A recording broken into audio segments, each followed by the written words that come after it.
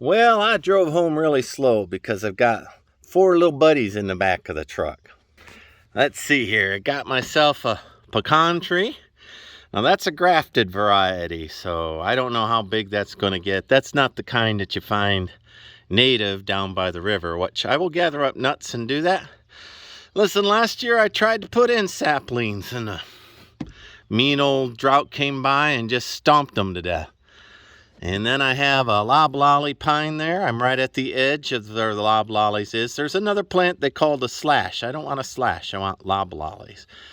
And I got a brown turkey fig or something like that in there. I like fig trees. People say, they're awful. They drop fruit in your yard. Well, that's what I want them to do. I want them to fruit all year long.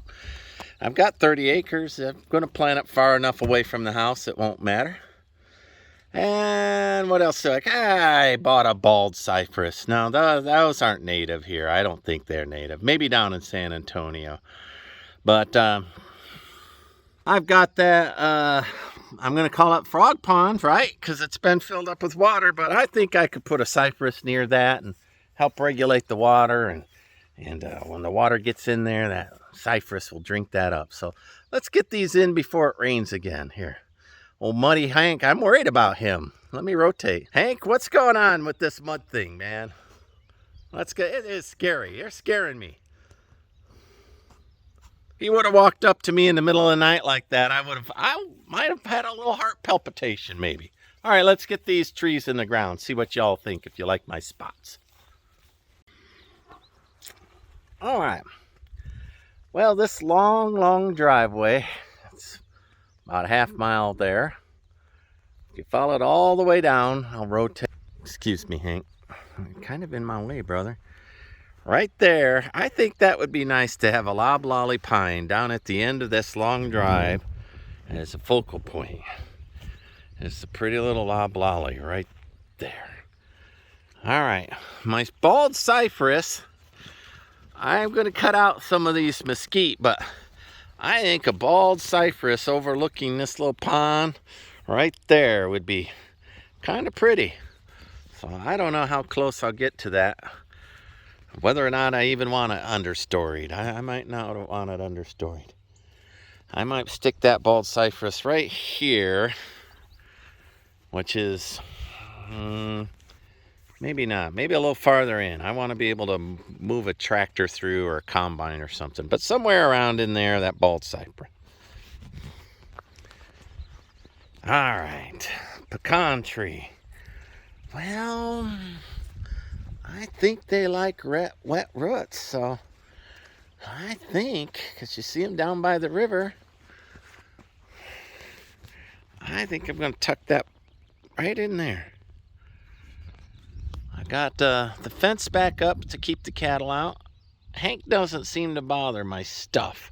Boy, them cattle got in here, found all the little sunflowers I had grown and ate the heads right off. Didn't even bother. All right, so right there. Then the turkey fig over there. I'm going to plant it over there. So last year I put in 300 trees, and the drought made sure that when I got done, I didn't have one. This year I'm spending more money per tree, but I'm buying trees that are 4 or 5 years old to kind of make up for last year. But ain't that a thing? All right, let's get that loblolly in there. And that's close enough to the water sources, I think I can water them up, right? Well, let's see how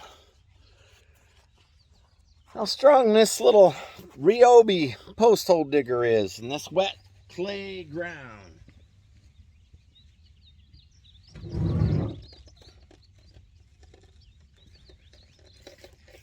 Bonus, it's got an older battery in it. It hasn't been charged. I like right here. Y'all agree with that?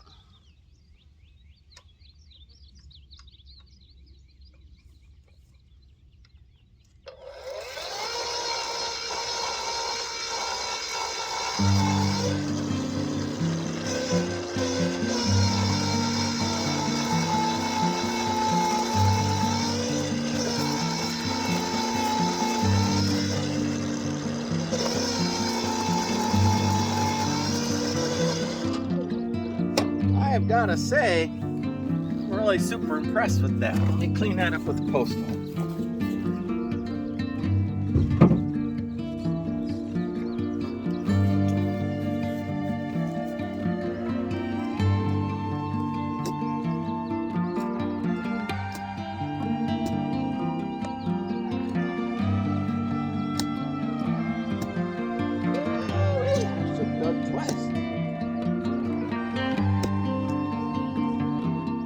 And that loblolly gets down past that clay. It's firm. And a couple 8 inches down, and I'm hitting clay. It'll be hard.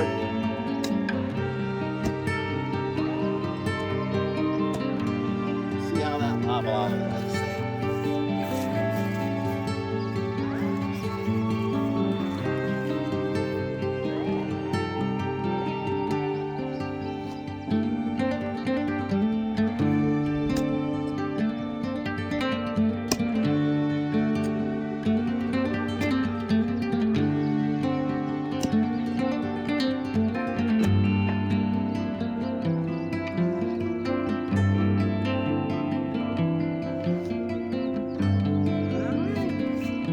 A couple more inches there.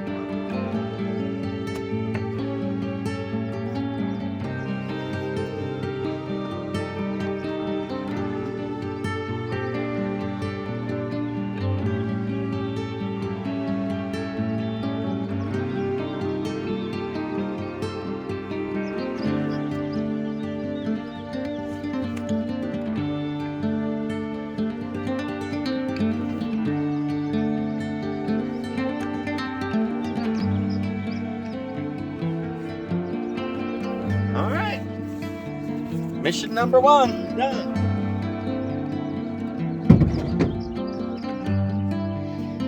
Put that pecan tree in there, see what we think.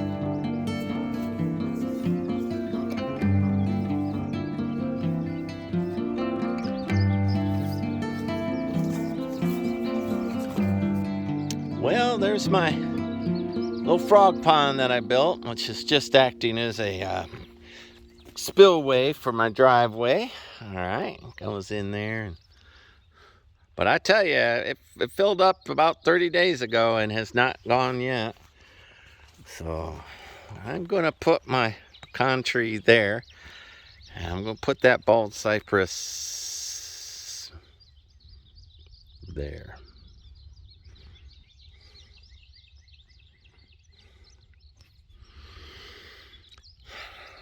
Both of those things can withstand wet roots, but I don't know. I feel like I'm gambling on those spots. We'll find out. Put them in there and might regret that decision. But let's get digging. Well, I like that little spot. I think he could drink up that effluent. If I lose that little pond, I lose that little pond. I think I can live with that decision one way or another. By the time he gets big enough to drink all that up, though, I'll be long gone. Let's dig a hole.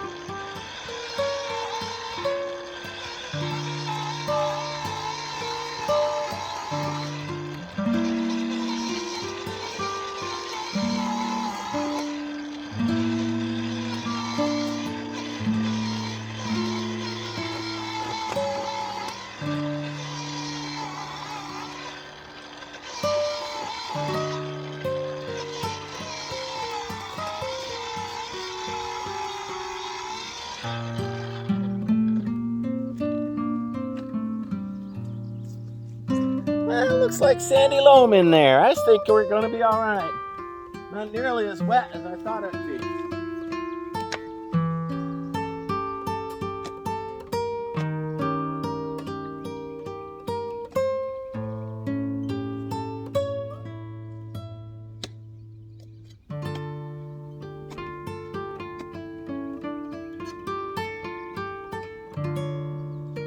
Get in there with this thing.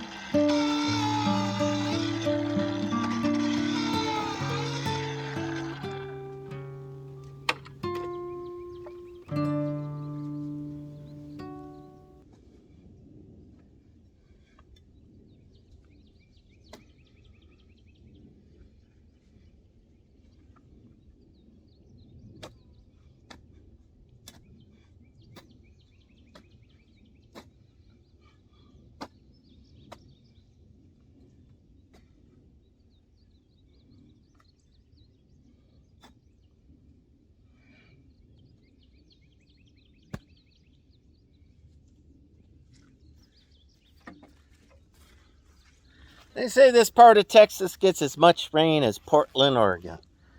I can't believe that. Just it all comes all at once. That hole's still pretty dry. We'll take a look at it together.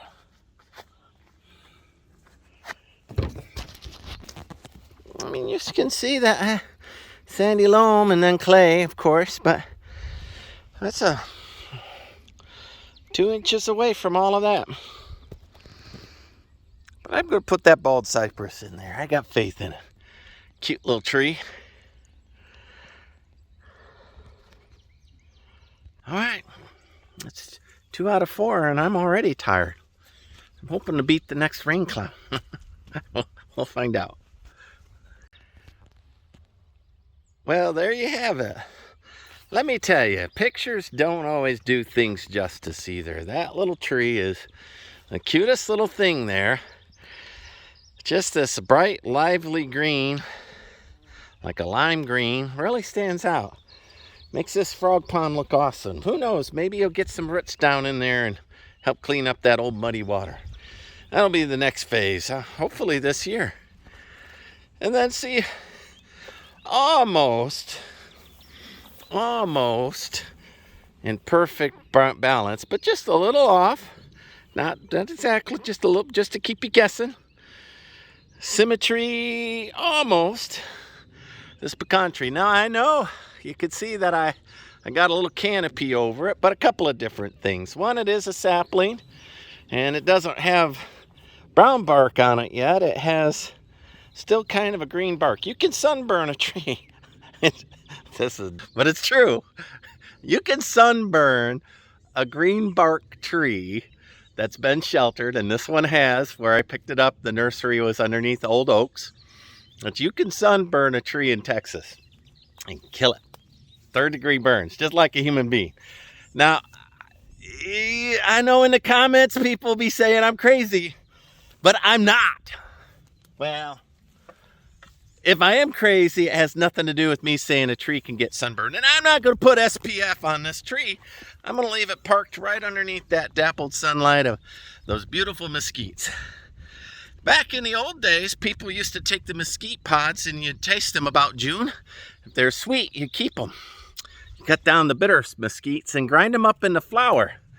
So I'm going to do that one year. I'm going to wander around and mark all the sweet mesquites, or mark the bitter ones. I'm not sure which ones I'm going to mark. Cut them down, all the bitter ones. Keep the sweet ones, because I might want to turn it into flour and get myself a little mill and try that.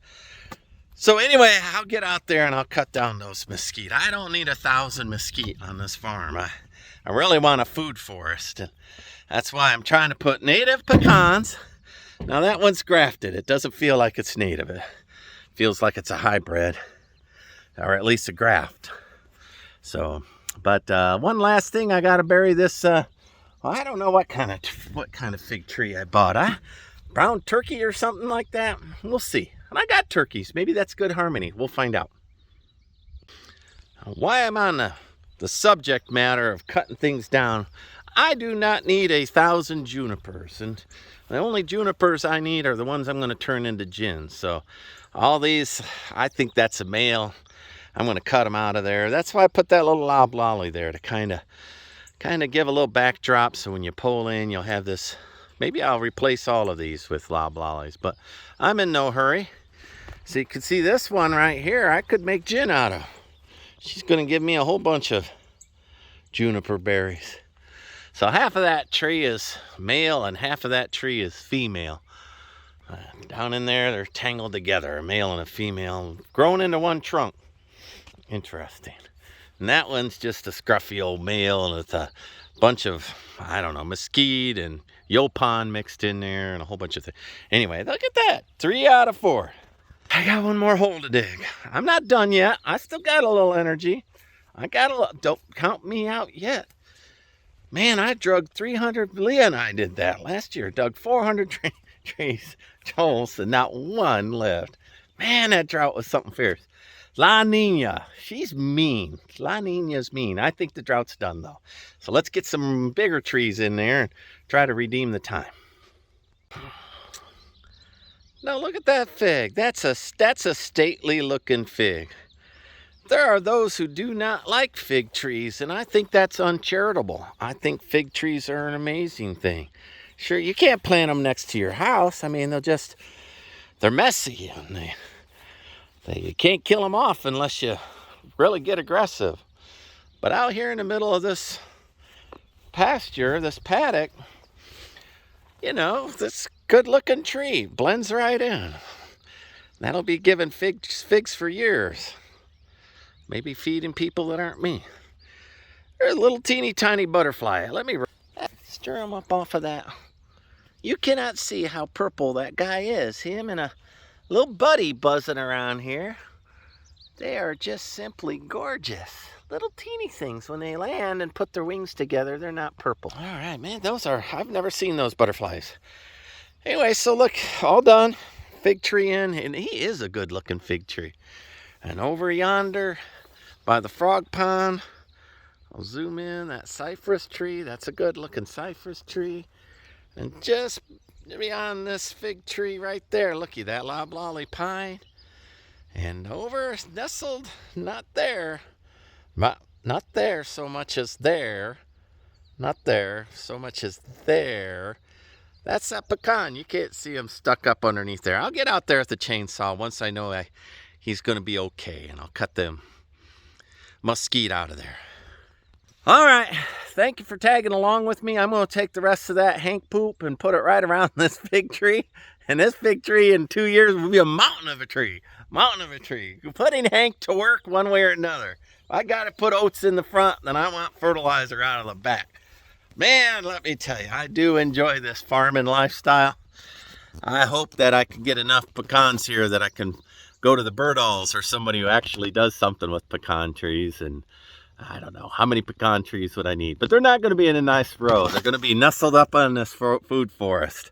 So I saw an article on satellite that they're finding the Native American food forests, some of them 1,500 years old or older, that they have built in the Pacific Northwest and in the Amazon, a deliberate cluster of good, nutritious things. And that doesn't include the American chestnut that's long gone and any other species of tree that would have been departed. So I want a satellite to fly over here in 1,000 years and go, oh my gosh, look who planted a forest. And not know my name, but know that somebody took the time out to plant some food in this area and build a 1,000-year house. So that's my goal, 1,000-year ranch, 1,000-year house. We'll see if I get there. All right, like, subscribe, follow me along. Today's restorative agriculture. I've got work to do in the Connex. I'm working on it. But for the moment, I wanted to break in the rain and I wanted to put some trees in the ground. All right, like, subscribe, follow. Thanks. Bye. Mystery of the disappearing cattle might be solved. There, I see 1, 2, 3, 4, 5, 6, 7 out there in that field. I just get down in that grass. See, little guy. And they disappear against that woods. There's old Romo way over there. He got whooped, so he still loves his little harem, but he doesn't want to get whipped for him anymore. So he's hiding out. Cracks me up. All right, got a rainy week worth of cattle, and I guess I don't know.